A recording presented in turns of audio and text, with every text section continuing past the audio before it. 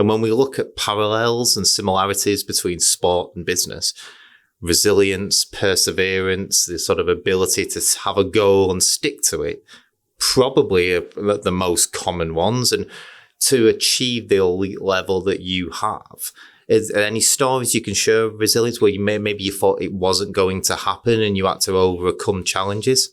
I think you probably more so like when you had your injury before we were going to a World Cup. So it was like a real big sort of point in our career, and you ended up getting injured, didn't you, sort of before that? So that I think was a real struggle and challenge for you. I think injuries in sport are really tough, and, you know, everyone goes through ups and downs. And I don't think, you know, my family definitely didn't appreciate injuries in sport. You see it all the time, whatever sport you're into, you watch it on television and you'll see like X player ruled out for whatever reason. And that could be in a World Cup tournament, it could be in an Olympics, and it's a byline and then it's move on. And I think that's one of the things my dad said he notices so much now because of what I went through during that time. And, you know, me and Emily are really lucky. So we say that there was no girls around. We didn't even know there was really women's teams. So we had a coach who came down and said to us, you know, if you two stick at it, I think you could play for England one day. And, you know, we clearly had a good eye because we both, by the age of 17, had gone on and represented England and have played together at England ever since. And to be honest, when I first got in, I didn't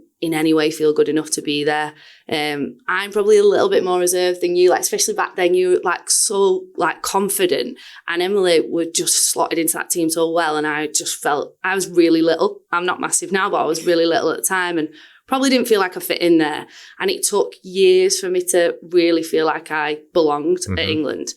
And then I think just as I got there, it was the biggest World Cup we were going to have, 2017. It was going to be in Australia. First time they were going to be ran alongside the men. And then I snapped my ACL like 5 months out from the World Cup.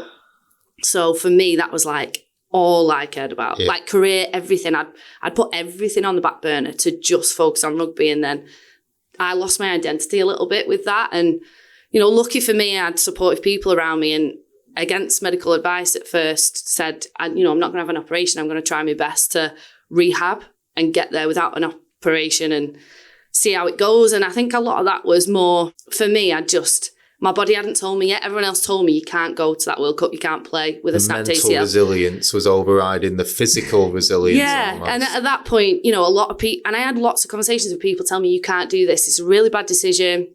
You're going to make yourself worse. I also had really supportive people who said, if anyone's going to do this, you can do it. So if, you know, I'm backing you. If you put your mind to this, if anyone can make this happen, you're going to do it. And, you know, for me, it was when I went to the specialist and he was trying to talk me out of it. And he said, look, at best, I'd give you a 5% chance. And I walked out of that room buzzing. With 5%, I was like, I walked in with no percent. So the fact that I came out with 5%, he was trying to let me down. And I was like, that's 5 in 100 people. When you put 5 into 100, you go, you only got to be one of the 5 out of 100. That felt like good odds. And, you know, I still never really believed I'd get there, but really lucky for me. I had great, you know, my friends were really important, my teammates really important, coaches, obviously the medical staff. And I managed to get to that World Cup, go get selected, which was tough, really tough conversations with a coach where actually, is it right to take you over somebody else when you might not be able to get through a World Cup? But yeah, it worked out. I managed to play every game. I hadn't played a game since doing my injury, so I went out there cold. Really. But yeah, it was, you know, for me, it was a World Cup I shouldn't have got that I managed to get. And I learned a lot about myself and also how I'll manage my own mental struggles, but also how I'll manage that with teammates, how I'll manage that with family as well. So yeah, it was a big learning curve for me.